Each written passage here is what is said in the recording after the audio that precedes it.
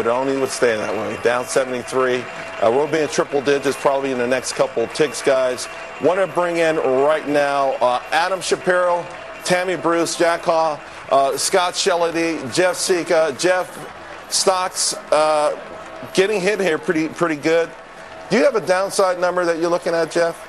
Yeah, I think we're going to most likely see that we're going to go about 10% down from here where we are now. I mean, I think you can't assume that this is going to be straight down, but I think we're going to get hit pretty hard. Can we say 14,000? Yeah, I would say 14,200.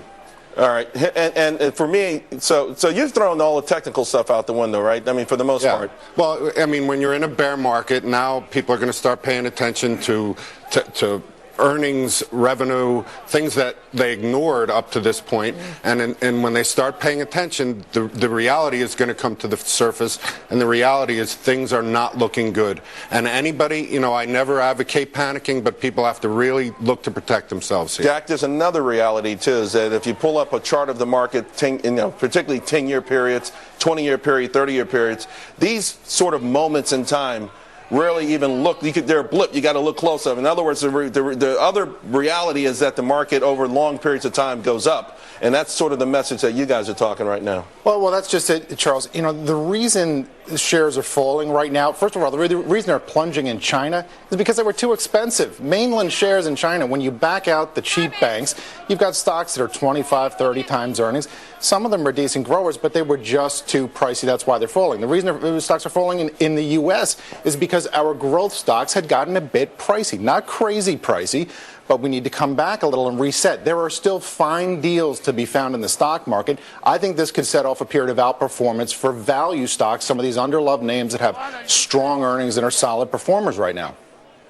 Well, what for me as a layperson, and one of your other guests also noted it about Obama's comment, and he's been doing this, though, for 7 years, that everything is fine, that it's a fiction to talk about the economy being in trouble.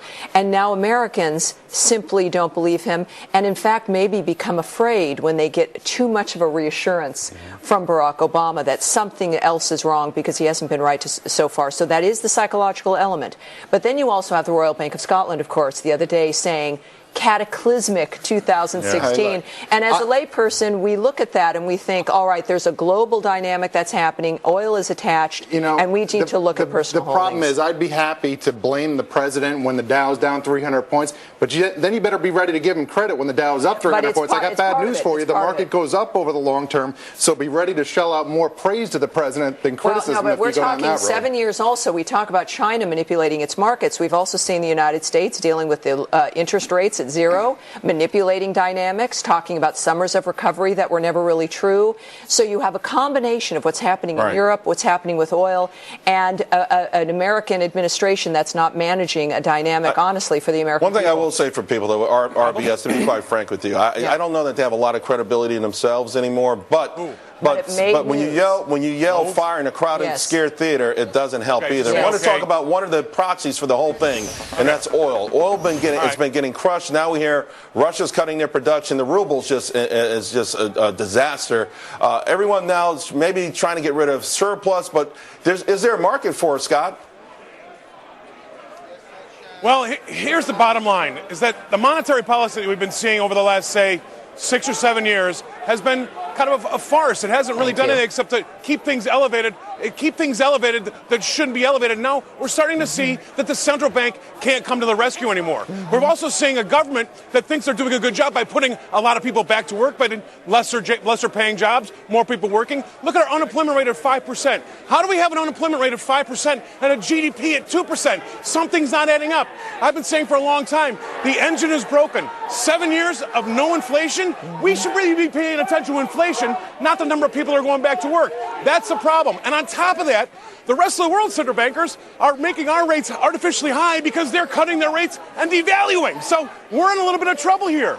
Well, yeah, and a lot of that trouble is emanating out of China. Their market's entered into a bear. All right, so their market's down 20% this year. It's down about 44%, Jack, from the high of last year. We know, to your point, that they were overbought. Are they as important as the media would say? Do you think China is we know it was the straw that stirred the global economy with their overspending, the ghost cities, and all of that guys, stuff? I gotta go. I mean, yes and no. They're not a big part of our economy, but they have been a decent contributor to our growth. By the way, shares in mainland China still look very expensive. In Hong Kong, the blue chips are looking cheap right now.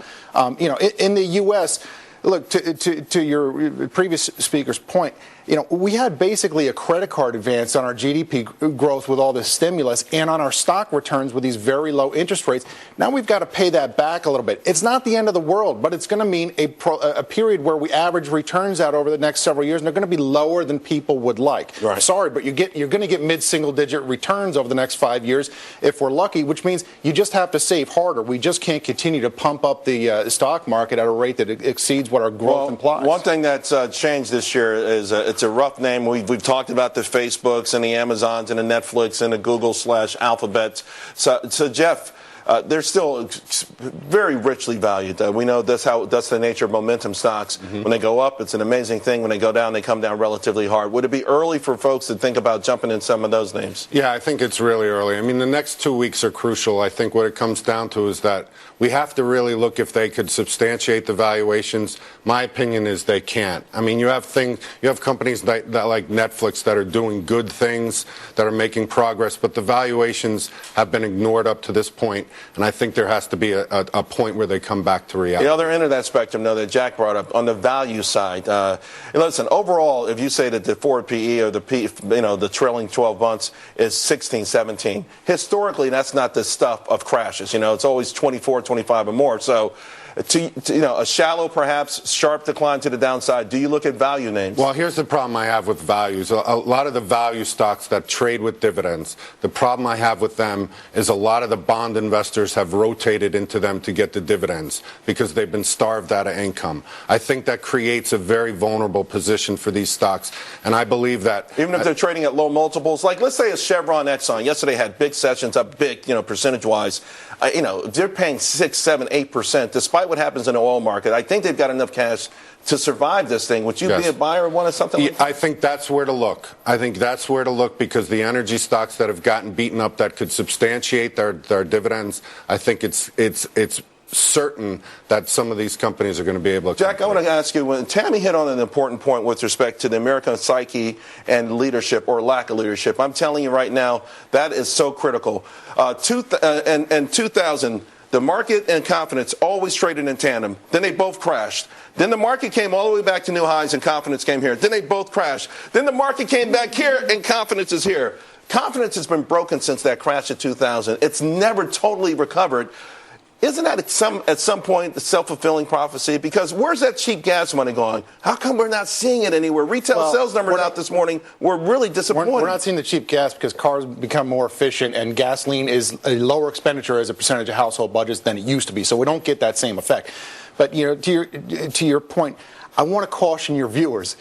Do not mix your politics with your stock investing. You might have That's a great point. You might have That's these a great passionate point. views about how we're supposed to run the country. Fine, but I'm not saying the stock picks. I'm saying the overall economy. In other words, there's some sort of malaise in this economy that has nothing to do with the actual money in your pockets, whether it's real prosperity or what I call backward prosperity, like strong dollar, cheap gas. Yeah, I think we may have structurally entered a period of slower growth. Look, when I hear Jeb Bush talking about 4% growth, I like a lot of what I hear from Jeb Bush. That's not one of the things I like. I don't think it's realistic to think we can grow at 4% long term. Look, everybody is feeling what's going on now. This transcends politics, not having any money and needing to save. Any tiny bit you get from gas savings has nothing to do with whether you're a Republican or a Democrat. It has to do with the future and whether or not you can get your kids what they need. I think the wild card, though, is why haven't people spent a little bit of extra money that they net in their pockets? And I think a part of that is worried. Let's go to Nicole.